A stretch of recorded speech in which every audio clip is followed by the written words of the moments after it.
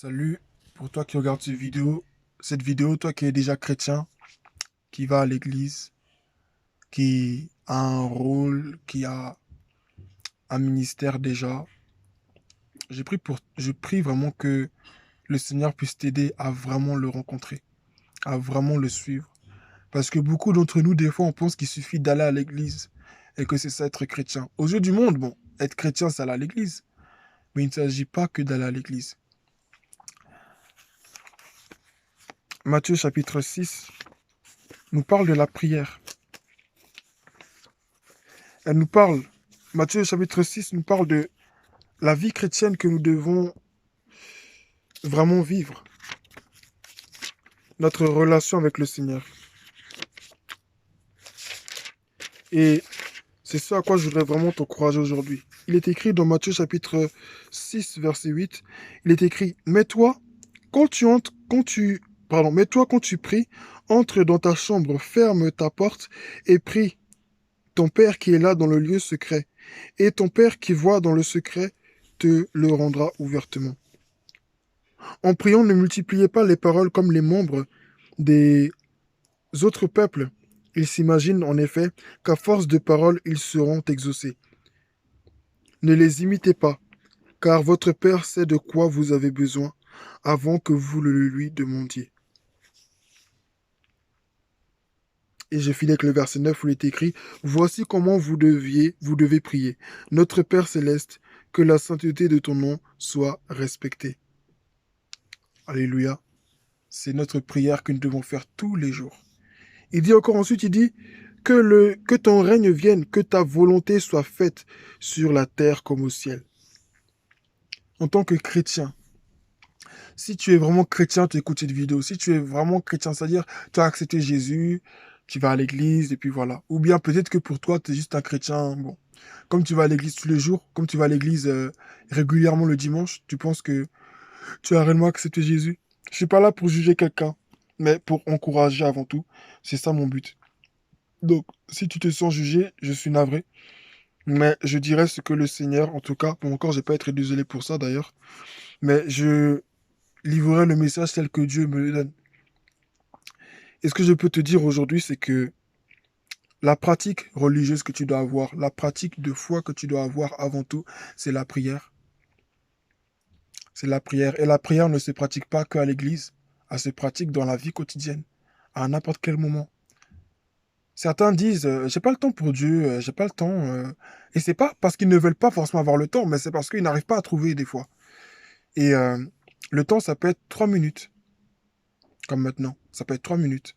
Ça peut être 5 minutes. Le temps, c'est le temps. Dieu n'attend pas que tu viennes vers lui pendant 10 heures, pendant 3 heures, pendant je sais pas combien de temps, et que non. Il y a des gens qui prient pendant 1 heure, mais Dieu ne les entend pas. Il y a des gens qui prient pendant 2 heures, 3 heures, mais Dieu ne les entend pas. On se demandera, mais pourquoi? Mais il prie longtemps. Mais comment c'est possible? C'est pas possible que quelqu'un prie aussi longtemps et que Dieu ne l'entende pas. Si c'est possible. Si cette personne-là, comme on vient de le voir dans ce texte, multiplie ses paroles comme ceux qui ne connaissent pas Dieu et pensent que c'est comme ça qu'ils vont être exaucés, Dieu ne les écoute pas. Parce que leur foi est rattachée à leurs paroles. Leur foi est rattachée au temps qu'ils mettent là. Leur foi est rattachée au nombre de paroles. Et c'est par rapport au nombre de paroles qu'ils calculent pour dire que, ah bah tiens, comme j'ai beaucoup prié, ben Dieu va m'entendre. Comme j'ai prêché longtemps, ben des âmes vont être touchées. C'est faux. C'est archi faux, c'est 100% faux. Entre dans ta chambre, dis-lui un seul mot, dis-lui 2 mots. Dieu entend ta prière. Et au fur et à mesure du temps, par l'Esprit Saint, il peut t'inspirer un peu plus avec le temps.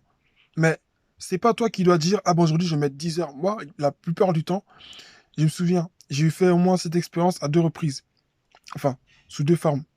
C'est-à-dire qu'une fois, je me suis dit, ah, aujourd'hui, je vais vraiment prier, je vais prier à fond, je vais vraiment prier 1 heure, aujourd'hui, il faut vraiment que je prie. Et puis, j'ai vu sur ma montre, j'avais fait que 30 minutes. Mais ces 30 minutes, c'est comme si j'avais fait 1 heure, mais c'était 30 minutes seulement. 30, 35 minutes ou 34 par là. En tout cas, c'était autour des 30 minutes. Et puis un jour, je me suis dit, ah ben là, je vais pas durer longtemps, hein. Voilà, franchement, je pense qu'aujourd'hui, je vais pas durer longtemps. Et au final, je me suis rendu compte que j'ai fait 1 heure, presque deux. Parce que j'avais ma montre, donc je voyais quand je me voyais, quand j'ouvrais les yeux, que j'ai fini de prier, je voyais l'heure. Donc j'ai vu que quand j'ai dit que j'allais faire, que j'allais durer longtemps, Ben, j'ai pas duré longtemps. En fait, j'ai fait quelques minutes. Et quand je me suis dit que je vais, je- quand je me suis dit que je vais durer un peu de temps, ben, j'ai fait 1 heure. Pour dire qu'en fait, c'est pas nous qui décidons. Donc, moi, je t'encourage à avoir une relation avec Dieu. Et encore mieux, une communion avec l'Esprit Saint. C'est très, très important. Jésus a dit dans Jean chapitre 8, si je ne me trompe pas, que je vous enverrai l'Esprit, l'Esprit consolateur, le défenseur, je vous l'enverrai. Il a dit. Et s'il nous l'a dit, en fait, s'il a dit qu'il va le faire, c'est qu'il va le faire, ça c'est sûr. Mais s'il dit qu'il va le faire, s'il dit qu'il nous l'envoie, c'est qu'il est important. Lui-même, il a dit, il est avantageux pour vous que je m'en aille. Malheureusement, aujourd'hui, on néglige beaucoup. Malheureusement, aujourd'hui, on néglige beaucoup le Saint-Esprit.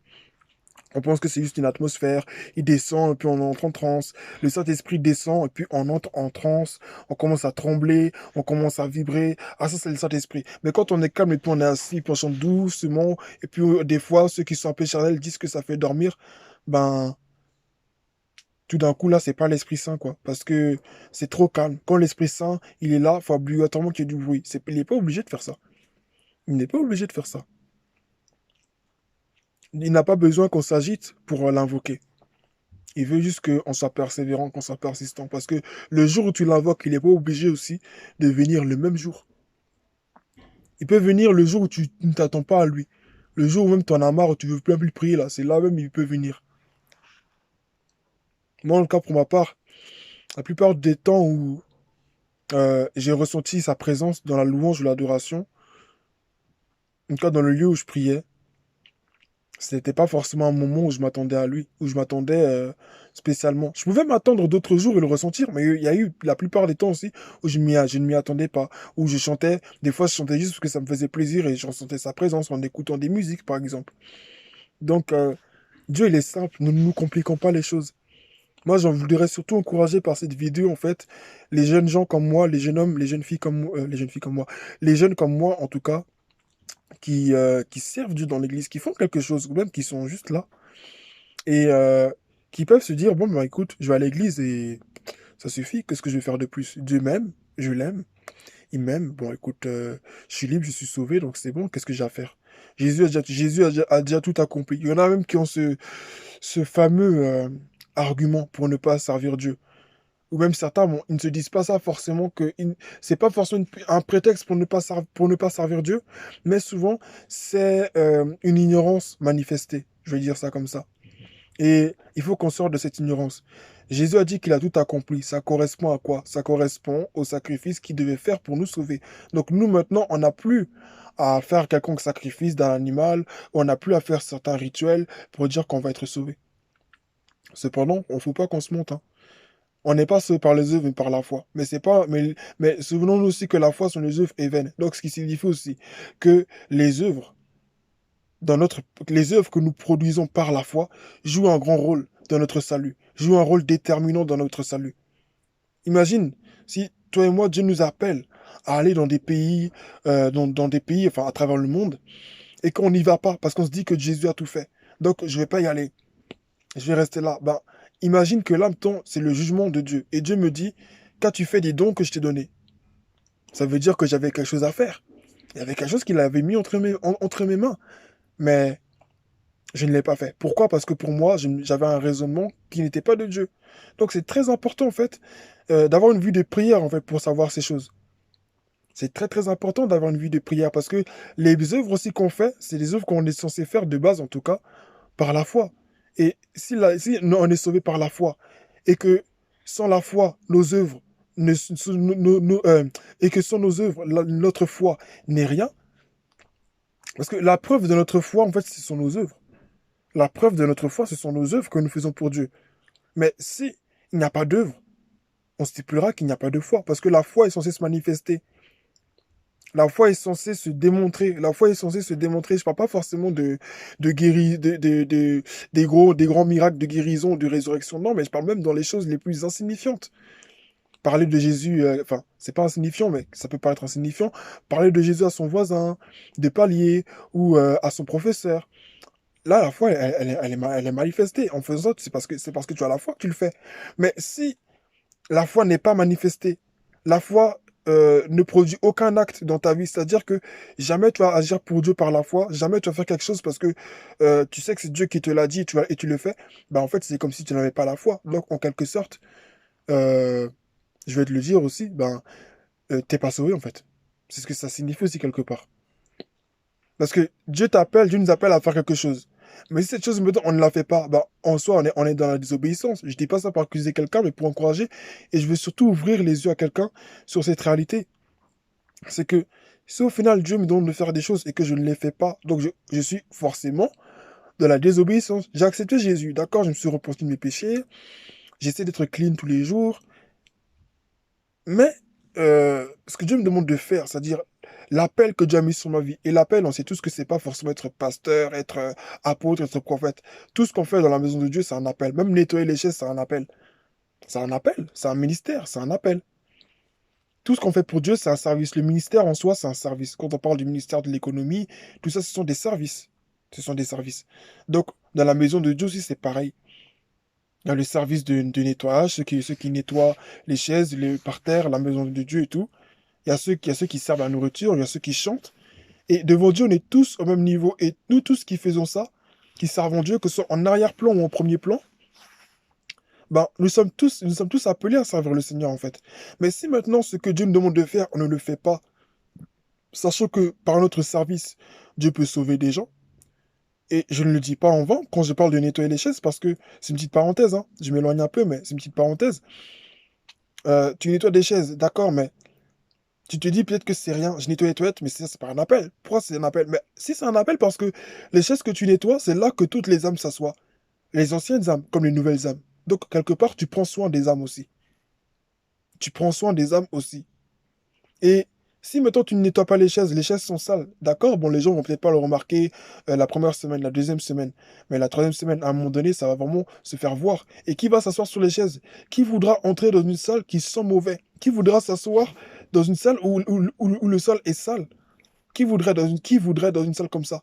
Donc ton rôle en tant que toi qui nettoie la salle, il est hyper déterminant. C'est un rôle hyper important. C'est pas un rôle à négliger. Donc oui, ça c'est un appel de Dieu. C'est un appel de Dieu. Mais souvent, comme on se dit que non, euh, je ne suis pas devant des gens, je ne parle pas, donc non. C'est pour ça, tout ce qu'on fait de la maison de Dieu, et je me parle à moi-même, on doit le faire bien. Bon, ça, c'est une petite parenthèse. Pour dire en fait que tout ce... À partir du moment en fait, où tu pries, tu as une relation avec Dieu, tu sais ce que tu... et que tu sais ton appel. Ou même si tu n'as pas de relation avec le Seigneur, mais en fait, c'est impératif qu'en tant que chrétien, que tu ne restes pas un simple chrétien comme ça, passif, et puis tu viens, et puis c'est fini. Non. On est sauvé pour servir. On est sauvé pour servir. Si on n'était pas sauvé pour ça, ben Jésus se serait contenté en fait d'aller à la croix directement, il n'aurait pas fait de miracle et puis ce serait fini. Et puis il serait mort pour nous, on serait toujours sauvés, mais on n'aurait aucun enseignement de sa part, on serait même pas forcément chrétien aujourd'hui parce que on saurait même pas comment il faut se comporter, comment il faut marcher. Bon, ça serait été un peu plus compliqué qu'aujourd'hui. Ça aurait été un peu plus compliqué. Parce que là, déjà, à la source déjà de tout ce que Jésus a dit, il y en a qui trouvent encore le moyen d'inventer d'autres doctrines. Alors, si Jésus n'aurait rien fait de tout ça, ben, ça serait la cata. Ça serait aussi la cata. Donc, moi, je t'encourage juste en fait à ne pas être un simple chrétien passif qui se contente d'aller à l'église, mais d'avoir une relation avec le Seigneur. Et quand tu as cette relation avec le Seigneur, sache que Dieu t'appelle à faire quelque chose. Et que si cette chose, tu ne la fais pas, c'est pas une bonne chose de désobéir à Dieu. Je le dis en connaissance de cause. C'est pas une bonne chose de désobéir à Dieu. Je dis pas que Dieu va te frapper, que Dieu va te punir sur le coup. Non, pas forcément. Pas forcément. Peut-être que pour la plupart d'entre nous, ben, on vit comme ça et ça ne fait rien. Mais si ça te fait rien, c'est que tu es en danger. Ça, je te le dis aussi. Si tu vis passivement ta vie chrétienne, parce que bon, il y a ceux qui sont ignorants, qui savent pas trop. Donc, bon, Dieu leur fait quand même grâce et il a son temps pour eux, pour leur révéler, pour leur ouvrir les yeux. Mais pour ceux maintenant qui savent très bien qu'ils ont un appel et qui ne le font, qui ne rentrent pas, et qui ne rentrent pas dedans, il y a un problème. Parce que quand tu es arrivé devant Dieu, il va te dire quoi? Qu'as-tu fait des dons que je t'ai donnés? Qu'as-tu fait des dons que je t'ai donnés? Qu'as-tu fait de tout ce que j'ai mis entre les mains? Il y en a, Dieu va vous dire, moi je t'avais appelé à être pasteur. Mais tu te dis, mais non, mais j'étais trop jeune, Seigneur, j'avais pas le temps, ça, je pouvais pas. Je t'avais appelé à être pasteur. Mais Seigneur, comment est-ce que je pouvais savoir? ben, il va te dire, ben, si tu aurais une vie de prière, si tu ne te serais pas contenté aussi d'avoir une vie chrétienne passive, si tu lisais ma parole, tu aurais compris qu'un chrétien doit avoir une vie de prière et doit avoir une intimité avec Dieu et tout, tout, tout, et que vraiment, c'est à partir de là que les choses qu'on commence à savoir, que Dieu nous révèle des choses et tout, et je t'aurais révélé ces choses. Mais Dieu ne veut pas qu'on arrive jusqu'à là. Dieu ne veut pas qu'on arrive jusqu'à ce jour-là du jugement pour dire, ah ben mince, j'aurais pu faire ça. Non, non, non, c'est maintenant sur la terre. Dieu veut que tu aies cette chance. Dieu veut que tu aies, bon, la chance, c'est pas tellement un bon mot, mais Dieu veut que tu aies cette opportunité, en fait, de te dire, ouais, je peux le faire pour le Seigneur. Oui, le Seigneur m'a mis ça en moi, je vais le faire pour lui. Alors, il y a des réalités aussi par rapport à l'appel. Parce que des gens vont parler, des gens vont dire ceci, des gens vont dire cela. Mais c'est là toute la richesse de l'appel, en fait. Parce que s'il n'y a pas d'épreuve, s'il n'y a pas de monde difficile, en quoi est-ce que tu ressembles à Jésus? Jésus qui est venu en tant que, qui est venu sur, qui est Dieu, et qui est venu sur la terre en tant qu'homme, a vécu des épreuves. Il était rejeté, abandonné, trahi, même par ceux même par ceux à qui il avait fait des miracles. Alors, c'est pas toi et moi qui allons être là comme si de rien n'était. Non, il va nous arriver des choses à nous aussi. Mais le plus important, c'est de rester ferme, de ne pas être un chrétien passif, de ne pas être un chrétien, bon, bah écoute, je vais à l'église, hein. Écoute, bah on prie, hein, et puis c'est tout. Non, non, non, il suffit pas d'aller à l'église et de prier, parce qu'il y a toujours une suite. Il y a toujours une suite. Ici, qu'est-ce qu'il fait à la fin? Il dit, notre Père qui est dans le ciel, que la sainteté de ton nom soit respectée, que ton règne vienne, que ta volonté soit faite sur la terre comme au ciel. Il reconnaît Dieu comme étant son Père. Dieu est ton Père. Dieu n'est pas eu ce Dieu créateur, suprême, tout-puissant, dont on doit avoir peur. Dieu, c'est ton Père. Dieu n'est pas que ce créateur tout-puissant dont on doit avoir peur et puis on se cache et puis oh, on le craint tellement parce que c'est Dieu. Dieu avant tout, Dieu c'est notre Père aussi. C'est vrai, on le craint, mais c'est notre Père. Donc quand tu t'approches de lui, tu t'approches de lui en tant que son enfant. Si il dit notre Père, c'est que nous sommes ses enfants, logiquement. On appelle Père celui qui a des enfants. Donc il est notre Père et nous sommes ses enfants. Donc viens vers ce Père-là. Et quand tu feras ce choix d'avoir cette relation avec Dieu, quand tu feras ce choix d'aller plus loin avec lui, bah, tu verras, il va te dire ce à quoi tu es appelé. Il va te dire ce que tu dois faire. Quand Moïse était devant le buisson ardent, Dieu lui a dit ce qu'il devait faire. Quand Dieu s'est révélé à Abraham pour lui dire pars, Dieu a dit à Abraham avec le temps ce qu'il devait faire. Quand Dieu s'est révélé à Gédéon dans le livre de Juges chapitre 6, vous lirez si vous voulez chez vous le livre de Juges chapitre 6, vous verrez qu'il s'agit là de l'appel d'un jeune homme qui s'appelle Gédéon. Vous en avez peut-être déjà entendu parler, mais c'est un rappel. Et Dieu t'appelle à le servir d'une façon ou d'une autre. Peu importe tes réalités, peu importe tout ce qui se passe, vraiment, viens à Jésus et suis-le. Accepter Jésus, c'est pas juste dire je suis chrétien, je suis converti, je suis assis, je médite la parole. Mais si de la parole de Dieu que tu médites là, tu n'en fais rien. La parole de Dieu que tu étudies depuis des années, tu n'en fais rien, euh, ça ne sert strictement à rien. Si c'est ça, valait mieux ne même pas la lire parce que la Bible, elle est censée produire quelque chose en nous. Et si ce qu'elle est censée produire en toi, en gros, il n'y a pas de fruits, il n'y a rien, ben, il y a un problème. Je dis pas que forcément, quand Dieu appelle, ben, tout le monde est censé sauter sur l'occasion. Non, parce qu'on sait tous qu'entre la prophétie et l'accomplissement, il y a un temps. Même si Dieu peut te dire aujourd'hui, je t'appelle, mais c'est pas parce qu'il va te dire aujourd'hui, je t'appelle que tu vas entrer dans ton appel aujourd'hui. Ça, on le sait aussi. Il y a David, par exemple, dans la Bible. Dieu l'avait appelé à devenir roi, mais on sait très bien que c'est pas le jour où Samuel a versé l'huile sur lui que qu'il est devenu roi. Non. Ah non, non, non. Donc moi, je t'encourage vraiment à venir à ce Jésus-là et à accepter en fait son règne dans ta vie. Là, il parle du règne de Dieu. Ça veut dire que quoi en fait, c'est plus tes décisions, c'est plus toi qui décides, mais tu acceptes de ne plus être ce chrétien passif, mais ce chrétien actif avant tout dans la prière. C'est là qu'il va te récompenser. C'est là qu'il va te répondre, c'est là qu'il va te parler, c'est là que tu vas découvrir les choses de Dieu.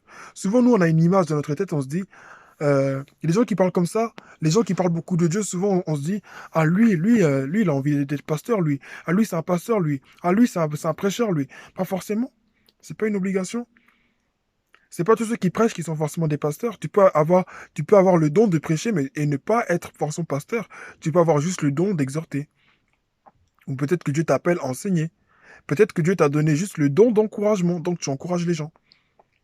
Mais c'est pas forcément dire que tu appelles être pasteur. Et même si Dieu t'appelle à l'être, même si Dieu t'appelle à l'être, il faudra que il te fera passer par une formation. Il va t'enseigner avant pour que lorsque tu arriveras là, que tu aies de quoi dire au peuple. Pour que lorsque tu vas arriver là, que vraiment tu sois capable de, de faire ce qu'il te demande. Parce qu'il y a beaucoup malheureusement de pasteurs qui sont pervertis aujourd'hui, qu'on voit sur les réseaux sociaux, qu'on... Voilà. Donc vraiment, je t'encourage vraiment à suivre ce Jésus, à ne pas être un chrétien passif. Ouais, je vais à l'église, je prie. Ah ben écoute, on essaie de faire avec. Hein. Ah ben écoute, on est là. Hein. Ah ben écoute, non, non, non. Il faut qu'en cette année 2020, il faut que le mois de décembre qui vient, que tu prennes, que tu vives, que tu commences vraiment à vivre ce Jésus. Pas parce que c'est la fin d'année, mais une nouvelle année encore va venir. Cette année 2021, on ne savait pas que tout ça, ça allait arriver. Mais tu sais pas, peut-être que Dieu a un plan pour toi en 2021. Mais là, tu pries pas, tu te contentes d'aller à l'église, bon, tu te contentes de dire, bon, écoute, on croit en Dieu, mais il n'y a rien derrière. Et je parle vraiment de quelqu'un pour qui il n'y a rien derrière. Voilà, je parle vraiment pour quelqu'un qui sait que dans sa vie, il se contente d'aller à l'église et derrière, il n'y a rien. Pour cette personne en particulier, moi, je t'encourage à vraiment commencer à prier, à vraiment chercher Dieu. Parce que 2021 vient et tu sais pas ce que Dieu te réserve. Tu sais pas ce que Dieu a prévu que tu vives. Parce que c'est des bénédictions que tu rates. En fait, faut qu'on comprenne une chose. L'appel d'autres personnes dépend d'une autre aussi. L'appel d'autres personnes dépend de nous. Si, en fait, toi, tu n'entres pas dans ton appel qui peut bénir tellement de personnes, ben, d'autres personnes qui sont censées bénéficier de ton appel n'en bénéficieront pas, en fait. Et ça les bloque un peu quelque part. Maintenant, Dieu est un Dieu de grâce, mais ça les bloque un peu quelque part. Ça les bloque quelque part. Imaginez à un moment donné que Samuel se soit révolté et dit non, Seigneur, je ne peux pas aller dans la maison d'Isaïe pour bénir David. Ou que Gédéon ait dit non, je suis tellement petit, je peux pas, et qu'il reste sur sa position, qui pour ne pas aller délivrer le peuple d'Israël. On pourrait tous se dire, bon, Dieu va désigner quelqu'un d'autre pour le faire. Mais le plan de Dieu, en fait, parfait, le plan parfait de Dieu ne consiste jamais à désigner quelqu'un d'autre. Ça, faut vraiment qu'on se mette ça aussi dans la tête. Le plan parfait de Dieu, quand Dieu t'a créé, il t'a créé avec une identité. Quand Dieu t'a créé, il t'a créé avec un destin qui est là pour toi. Il avait un plan parfait pour toi. Comme on le voit avec Jérémie, il est écrit, avant que tu ne sois dans le sein maternel, je te connaissais. Je t'avais déjà consacré, je t'avais déjà établi prophète des nations. Donc Dieu, avant que tu ne naisses là, il a déjà mis un nom sur ton front. Il a déjà mis un nom sur ta vie. Lui, il sera président. Tel sera ministre. Tel sera chef d'entreprise. Avant que tu ne naisses, Dieu te dit aujourd'hui, je t'avais fait chef d'entreprise. Avant que tu ne naisses, je t'avais fait homme d'affaires. Avant que tu ne naisses, je t'avais fait pasteur. Avant que tu ne naisses, je t'avais fait ceci, cela. Avant que tu ne naisses, j'avais déjà dit que tu allais me servir à plein temps. Avant que tu ne naisses, j'avais déjà programmé que tu ne me serves pas à plein temps. Il y a des gens qui sont appelés à servir à plein temps, il y a des gens qui ne sont pas appelés à servir à plein temps. C'est quoi servir à plein temps? C'est-à-dire que quoi? Bon, on va dire que je vais plutôt commencer plutôt par une personne qui n'est pas appelée à servir à plein temps. Une personne, par exemple, qui n'est pas appelée à servir à plein temps, c'est une personne qui va servir Dieu aussi, c'est vrai. Mais c'est pas une personne qui va avoir ce talent d'aller dans tous les pays, comme on voit, d'être un missionnaire qui va partout pour prêcher l'évangile et tout, non, c'est pas quelqu'un comme ça. C'est quelqu'un qui va travailler, il aura sa vie, il aura un appel peut-être dans le milieu du travail que Dieu va lui donner, et c'est dans ce domaine-là que Dieu va se glorifier au travers de lui. Mais c'est pas quelqu'un forcément qui va évangéliser partout, comme on voit pour certains, comme on voit pour les missionnaires par exemple, pour parler de ceux qui servent Dieu à plein temps, les missionnaires qui vont dans d'autres pays, qui, euh, qui parcourent le monde pour évangéliser, tout ça, ça c'est des gens qui servent Dieu à plein temps. Ça c'est quelqu'un qui est dans le ministère à plein temps. Mais il y a des gens que Dieu n'appelle pas à ça, et des fois on se lance dedans parce que on n'a pas vraiment pris du temps de la prière. Prends le temps qu'il faut dans la prière. Si t'es pas sûr d'être appelé à être ceci, si t'es pas sûr d'être appelé à faire cela, prends le temps de la prière. Moi-même, je l'ai vécu. J'ai demandé à Dieu, écoute Seigneur, si tu veux vraiment que je fasse ça, c'était en moi. Je savais que Dieu m'avait appelé à faire ça, mais j'avais des doutes.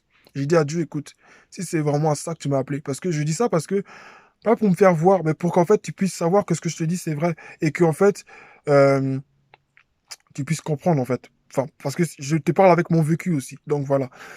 Hum, j'ai demandé à Dieu, si c'est vraiment toi qui m'as parlé, si c'est vraiment toi qui m'as dit ça, ben écoute, confirme-le-moi. 7 ans après, 7 ans ou 7 ans après, Dieu m'a confirmé la chose. J'étais dans une église et on m'a répété la même chose. Mais quand je dis la même chose, je parle pas d'une petite parole pour dire ah bah ça me fait penser à ça. Non, c'était la même chose. Je dis la même chose d'une façon précise et claire, comme Dieu me l'avait dit. Et quand Dieu me l'a dit, j'avais pas fait un rêve, hein. C'était sa voix qui m'a parlé dans ma tête, je savais que c'était lui. Mais j'avais un doute, je me suis dit oh, est-ce que c'est pas mes pensées, c'est pas mes rêves? J'ai dit Seigneur, si c'est vraiment toi, confirme-le-moi. Une personne me l'a confirmé. Le Seigneur est passé par une femme pour me le confirmer. Donc, à un moment donné, si tu ne cherches pas Dieu, il y a des résultats que tu ne veux pas avoir. Et comme je l'ai dit récemment, plus tu pries, quand tu pries Dieu, en fait, quand tu as une vie de prière, en fait, il y a un moment donné, en fait, où il y a des questions que tu ne poses même plus à Dieu. Il y a des questions à un moment donné que tu ne poses plus à Dieu. Regardez Moïse sur la montagne, tellement il était dans la présence de Dieu. Quelle question lui va poser au Seigneur encore là? Quelle question vous voulez qu'il pose encore à Dieu? Est-ce que tu existes? Non, c'est pas possible. Est-ce que tu existes? Est-ce que c'est toi qui es Dieu? Excuse-moi. Euh, Au début, il y avait cette question-là, mais qui es-tu? Et le Seigneur lui dit, je suis celui qui suis. Quand j'irai vers mon peuple, Moïse a demandé, je vais, et qu'ils me demanderont, qui t'envoie?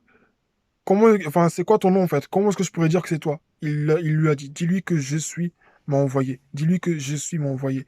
D'accord?